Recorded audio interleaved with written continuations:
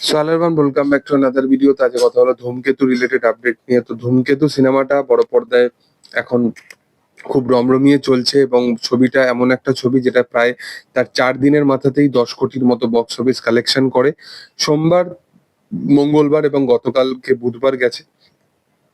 Last 3 দিনে অবশ্যই যে কোনো সিনেমা, শুধু ধূমকেতুই নয়, প্রত্যেকটা সিনেমার ক্ষেত্রে এটাই স্বাভাবিক যে সেই কালেকশনটা কখনোই মানে নিয়ে আসতে পারবে না যেটা প্রথম 4 দিনে নিয়ে আসতে পেরেছে। হ্যাঁ, তবে হ্যাঁ, ফ্রাইডে থেকে বা স্যাটারডে থেকে ধূমকেতুর কালেকশনটা আবার কিন্তু জাম্প আনবে। কারণটা আমি বলেছি, ওয়ার্কিং ডে থাকে, ওয়ার্কিং ডেতে সেই লেভেল অফ বক্স অফিস কালেকশনটা কখনোই হয়ে ওঠে না, বা সবার কাজ থাকে, তো প্রত্যেকটা অকুপেন্সিকে ক্যাপচার করা কখনোই সক্ষমতা হয়ে থাকে না। তবে এই ছবিটা এমন বক্স অফিস কালেকশন করছে ওয়ার্কিং ডেতেও, যেটা কিন্তু সচরাচর বাংলা সিনেমাকে আমরা করতে দেখি না।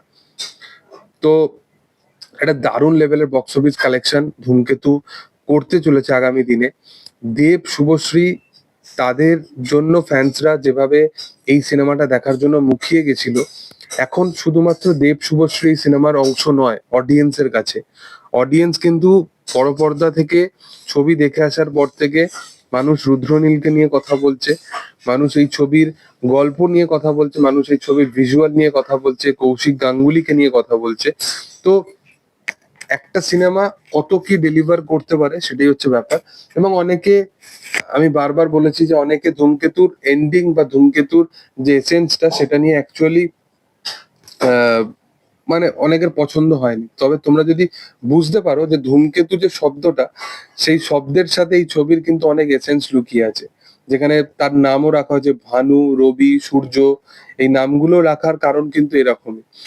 তো অ্যাকচুয়ালি যদি গল্পটা ভালো করে যদি দেখা যায় তাহলে অনেক কিছু রেফারেন্স তোমরা বুঝতে পারবে, এবং কি হচ্ছে না হচ্ছে সেই বিষয়টাও বুঝতে পারবে। এবং কৌশিক গাঙ্গুলি কাইন্ড অফ এরকম ভাবেই সিনেমা ডিরেক্ট করে। আমি জানি না যে এই বিষয়টা কেন অনেকের জন্য নতুন।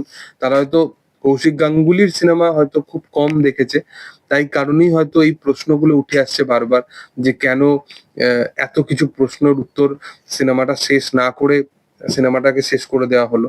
তো এই বিষয়গুলো আমি বুঝতে পারলাম না। হয়তো কৌশিক গাঙ্গুলির সিনেমা খুব কম মানুষ দেখেছে, মানে তাই কারণেই হয়তো এত 10 কোটি কালেকশন করেছে। আমি জানি না কৌশিক গাঙ্গুলি অডিয়েন্স তাহলে কারা, যারা কৌশিক গাঙ্গুলির সিনেমা নিয়ে এত মাতামাতি করে, তারা এই সিনেমাটাকে কিভাবে তারা গ্রহণ করতে পারছে না।